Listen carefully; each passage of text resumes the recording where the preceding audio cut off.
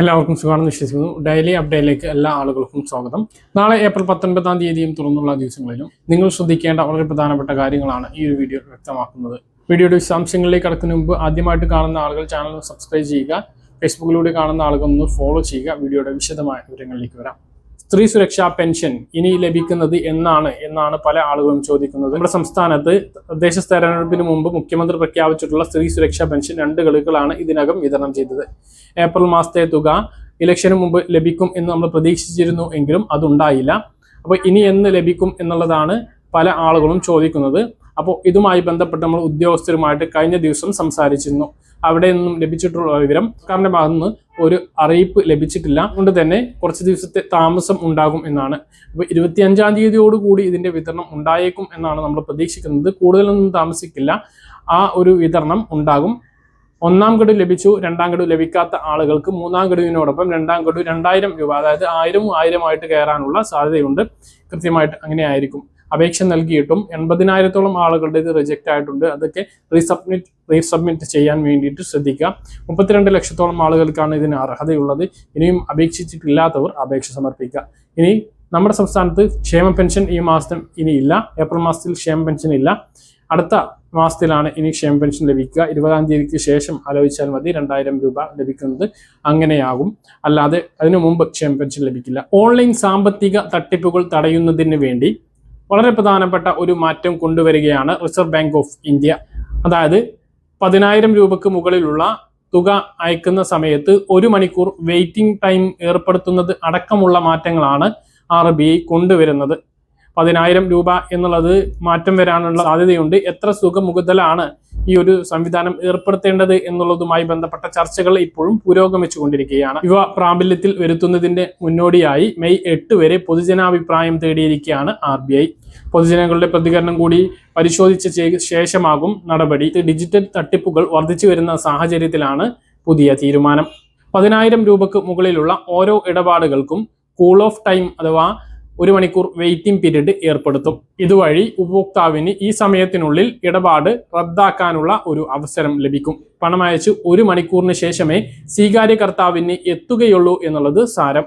മണിക്കൂറിനുള്ളിൽ നമ്മൾ ഉദ്ദേശിച്ച ആൾക്ക് തന്നെയാണ് പണം അയച്ചിട്ടുള്ളത് എന്ന് ഉറപ്പിക്കാനുള്ള ഒരു അവസരം ഉപഭോക്താവിന് ലഭിക്കുന്നതാണ്. അതിൽ എന്തെങ്കിലും തരത്തിലുള്ള തട്ടിപ്പുകൾ സംശയത്തിൽപ്പെടുകയാണ് എങ്കിൽ ഇടപാട് റദ്ദാക്കാനുള്ള അവസരമാണ് ഇതിലൂടെ ഒരുങ്ങുന്നത്.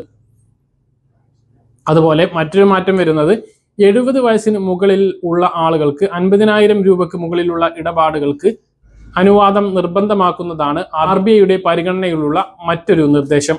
മർച്ചന്റ് പേയ്മെന്റുകൾ, ഓട്ടോ പേ ഇടപാടുകൾ എന്നിവയെ ഇതിൽ നിന്നും ഒഴിവാക്കും. അതുകൊണ്ട് കടകളിലും മറ്റും സ്കാൻ ചെയ്തുകൊണ്ട് നമ്മൾ പെട്ടെന്ന് പണം അടക്കുന്നതിന് ബുദ്ധിമുട്ടുണ്ടാകില്ല. വ്യക്തികൾ തമ്മിലുള്ള ഇടപാടുകൾക്ക് മാത്രമായിരിക്കും ഈ ഒരു നിബന്ധന. ഡിജിറ്റൽ അറസ്റ്റ് പോലുള്ള ഓൺലൈൻ തട്ടിപ്പുകളിൽ ഇരയായി എന്ന് തോന്നുകയാണ് എങ്കിൽ ഒറ്റ ക്ലിക്കിലൂടെ നമ്മുടെ അക്കൗണ്ടിലെ എല്ലാ ഇടപാടുകളും മരവിപ്പിക്കുന്നതിന് സാധിക്കുന്ന തരത്തിലുള്ള ഒറ്റ ബട്ടൺ അമർത്തുന്നതിലൂടെ സ്വന്തം അക്കൗണ്ടിലെ എല്ലാ ഇടപാടുകളും ഈ സംവിധാനം വഴി സാധ്യമാക്കാനാണ് RBI ആലോചിക്കുന്ന മറ്റൊരു കാര്യം. അപ്പൊ ഇങ്ങനെ ഒരു മാറ്റം വരികയാണ്. 5 ലക്ഷം രൂപയുടെ സൗജന്യ ആരോഗ്യ ചികിത്സ ലഭിക്കുന്ന കാരുണ്യ സമഗ്ര ആരോഗ്യ ഇൻഷുറൻസ് പദ്ധതി കേരളത്തിൽ നടപ്പിലാകുന്നുണ്ട്. എന്നാൽ ചുരുക്കം ചില ആളുകൾക്ക് മാത്രമാണ് ഇതിന്റെ ആനുകൂല്യം ലഭിക്കുന്നത്. ഈ പദ്ധതിയിൽ ഉൾപ്പെടാത്ത ആളുകൾക്ക് 2 ലക്ഷം രൂപ വരെ കാരുണ്യ പദ്ധതിയിലൂടെ തന്നെ സഹായം ലഭിക്കുന്നുണ്ട് എന്ന് പല ആളുകൾക്കും അറിയില്ല. കാരുണ്യ ബെനവലന്റ് ഫണ്ട് മുഖേനയാണത്. ഈ പദ്ധതി പ്രകാരം കാസ്പ് കാർഡ് ഇല്ലാത്തവർക്കും കേന്ദ്ര സർക്കാരിന്റെ ആയുഷ്മാൻ ഭാരത് പദ്ധതിയിൽ ഉൾപ്പെടാത്ത ആളുകൾക്കുമാണ് സഹായം ലഭിക്കുന്നത്. വൃക്കരോഗികളാണ് എങ്കിൽ 3 ലക്ഷം രൂപയുടെ സഹായവും ലഭിക്കും. വർഷത്തിൽ ഒരു കുടുംബത്തിനാണ് ഈ ഒരു സഹായം ലഭിക്കുന്നത്. എന്നാൽ ഇത് വളരെ പരിമിതമാണ്. ഒരു കുടുംബത്തിന്റെ താളം തെറ്റിക്കുന്നത് പ്രതീക്ഷിതമായിട്ട് വരുന്ന രോഗങ്ങളും അപകടങ്ങളും കൊണ്ടും ഒരു സാധാരണക്കാരന്റെ വീടിന്റെ സ്ഥിതി വളരെ മോശമാകാറുണ്ട്. ഈ ഒരു സാഹചര്യത്തിൽ നിരവധി വാഗ്ദാനങ്ങൾ നമ്മുടെ മുമ്പിൽ മുന്നോട്ട് വെച്ചിട്ടുണ്ട്.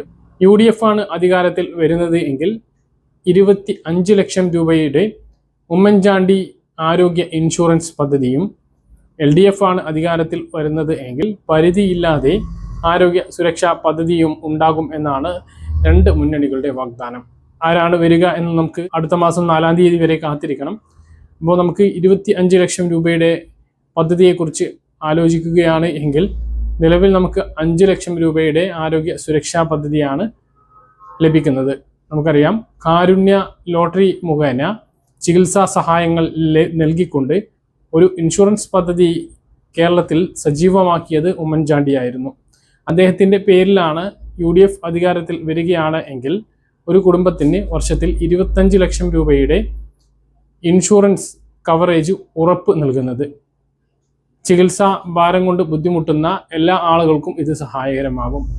ഇതിൻ്റെ ഏറ്റവും വലിയ പ്രത്യേകത പുതിയ ആളുകൾക്ക് ഇതിലേക്ക് ചേരാൻ കഴിയും എന്നുള്ളതായിരിക്കും. നിലവിൽ നമുക്കറിയാം, നിലവിലുള്ള പദ്ധതി പ്രകാരം പദ്ധതിയിൽ ഉള്ള ആളുകൾക്ക് മാത്രമാണ് ഇതിൻ്റെ സഹായം ലഭിക്കുന്നത്. ഇല്ലാത്തവർക്ക് കാരുണ്യ ബെനവലന്റ് ഫണ്ട് വഴി 2 ലക്ഷം രൂപയുടെ സഹായം ലഭിക്കുന്നു. അതിന് വാർഷിക വരുമാനം 3 ലക്ഷം രൂപയ്ക്ക് താഴെയാകണം. എന്നാൽ പുതിയ പദ്ധതി വരുമ്പോൾ പുതിയ അപേക്ഷകളും പുതുതായിട്ട് ചേരാനുള്ള അവസരം ഉണ്ടാകും എന്നാണ് നമുക്ക് ലഭിക്കുന്ന സൂചനകൾ.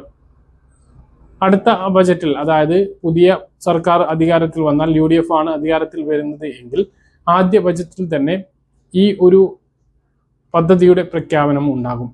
കാരണം തെരഞ്ഞെടുപ്പ് വാഗ്ദാനങ്ങളിൽ ഏറ്റവും പ്രധാനപ്പെട്ട 5 വാഗ്ദാനങ്ങളിൽ ഒന്നാണ്.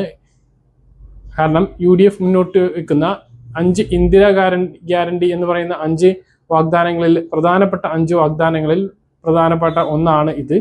അപ്പോൾ ആദ്യ ബജറ്റിൽ തന്നെ ഇത് ഉൾപ്പെടുത്താനുള്ള സാധ്യതയുണ്ട്. തൊട്ടടുത്ത മാസങ്ങളിൽ ഇതിൻ്റെ നടപടിക്രമങ്ങൾ ആരംഭിക്കുകയും ഇതിലേക്ക് ചേരാനുള്ള അവസരങ്ങൾ ഉണ്ടാകും എന്നാണ് പ്രതീക്ഷിക്കുന്നത്.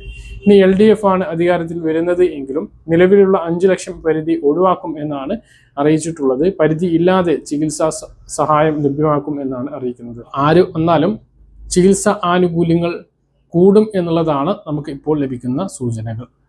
അപ്പോൾ ഇതുമായി ബന്ധപ്പെട്ട് നിങ്ങളുടെ അഭിപ്രായങ്ങൾ താഴെ ഒന്ന് കമൻ്റായിട്ട് രേഖപ്പെടുത്തുക.